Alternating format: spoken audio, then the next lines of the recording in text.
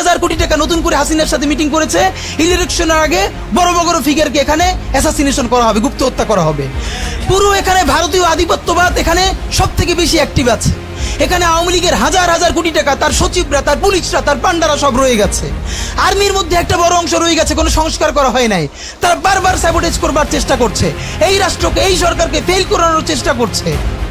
তো আপনি মুক্তিযুদ্ধের পরে যে ৩-৪ বছর এইরকম রাহাজানি হয়েছে, সেটাকে যদি অটকুন দিতে পারেন যে নতুন রাষ্ট্র গঠনের আগে এই ঝামেলাটা হয়, তাহলে এই যে নতুন বাংলাদেশের স্বপ্নের মধ্যে এইগুলোকে আপনি বড় করে মপ করে ফ্রেমিং করেন, আপনি এই জবান যে আপনার না, এই জবান যে দিল্লির জবান, ভারতীয় আধিপত্যবাদের জবান, সেইটা বুঝতে আমাদের পিএইচডি করা লাগে না।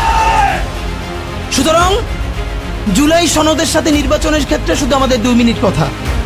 নির্বাচন হতে হবে। আমি একটু ভদ্রতার সাথে এবং শ্রদ্ধার সাথে বিনয় মানে আমি জানাচ্ছি যে ভাইরা যেটা বলেছেন সকল দল মিলে আগামী 20 বছর নির্বাচন না হোক, না, এটা আমরা চাই না। আমরা নির্বাচন চাই। মানুষ গত 16 বছরে ভোট দিতে পারে না। মানুষ আনন্দ নিয়া শীতের সকালে বাচ্চা কাচ্চাকে কুয়াশার মধ্যে লাইন দিয়ে দাঁড়াই থাকবে, ভোট দিবে। আমরা সেই বাংলাদেশ দেখতে চাই। আমরা নির্বাচন চাই, নির্বাচন হতেই হবে। এই নির্বাচনকে বানচাল করবার জন্য দিল্লি থেকে শুরু করে আওয়ামী লীগ হাজার হাজার কোটি টাকা নতুন করে এখানে বিনিয়োগ করছে। নির্বাচন লাগবে। তবে আমাদের প্রশ্ন হলো, সেই নির্বাচনের ম্যান্ডেট হবে কি? এখানেই আমাদের কথা।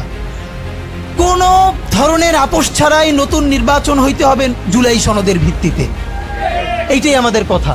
জুলাই সনদের ভিত্তিতেই নির্বাচন হতে হবে এবং জুলাই সনদের বৈধতা নির্বাচনের আগেই দিয়ে সেইটার ভিত্তিতে নতুন নির্বাচন হবে, যেই নির্বাচনের ম্যান্ডেট থাকবে নতুন সংসদে নতুন বাংলাদেশের জন্য আমাদের রাজনৈতিক দলগুলো মিলে নতুন সংসদের নতুন সংবিধান উপহার দিবে।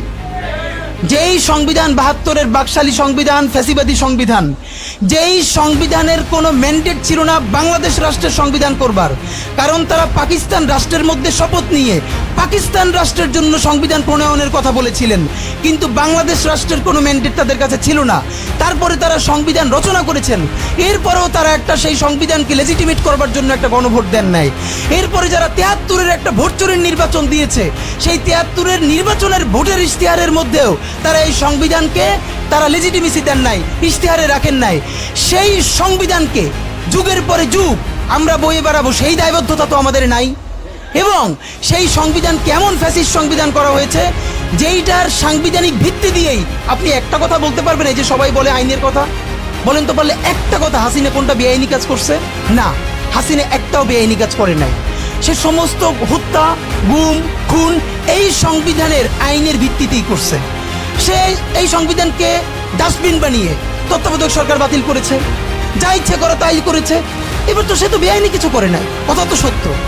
আমার বিএনপির ভাইদের প্রতি শুধু একটা আফসোস লাগে, কারো কারো দেখি 72-এর সংবিধানের প্রতি তাদের কি গভীর প্রেম, যেই সংবিধানের মধ্য দিয়ে বাকশাল এসেছে, যেই সংবিধান গণতন্ত্র হত্যা করেছে। আজকে বিএনপির ভাইদেরকে একটা কথা বলি, আপনারা হয়তো অনেকে জানেনও না। পৃথিবীতে দ্বিতীয় ইতিহাস আছে কিনা মান্না ভাই জানলে বলবেন, আমি ভাইয়ের কাছ থেকে শুনতে চাইবো।